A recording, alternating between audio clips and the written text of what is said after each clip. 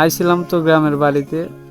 তো আসলে এই পরিমাণ গরম, বিশ্বাস করেন।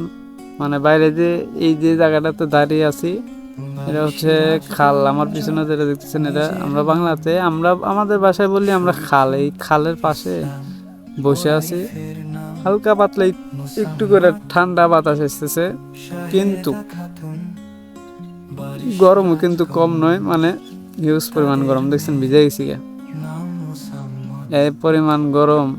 আজকে কিন্তু শুক্রবার, দিনটা দেখছেন। মানে ভারত সরকার তো পানি ছেড়ে দিছে, তো জায়গা সেটা আসলে উপরে উড়ানোর জন্য এই গরমটা দিছে। মানে আজকে খুব রোদ দিছে, ভাল লাগতেছে খুব, বুঝছেন। গরম হলেও কাজটা হয়েছে একদম সঠিক একটা কাজ, দরকার এখন একটু গরমের। তো যাক, সবাই ভালো থাকেন।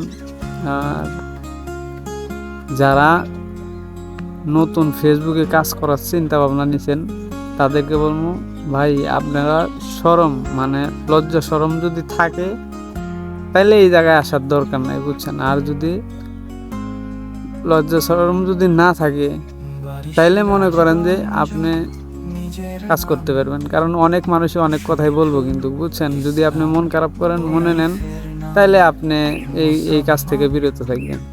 এটা আমি বলবো না, সবাই বলবো একই কথা। যদি আপনি আশেপাশের লোক অনেক কথাই বলবো, কিন্তু বলার পরে যদি আপনি কাজ করেন তো ভালো, আর না কাজ করলে কিছু করার নাই, ঠিক আছে। এটা আপনার ব্যর্থতা, আমি যেটা মনে করি। তো সবাই ভালো ভালো কাজ করবেন, এটাই আশা।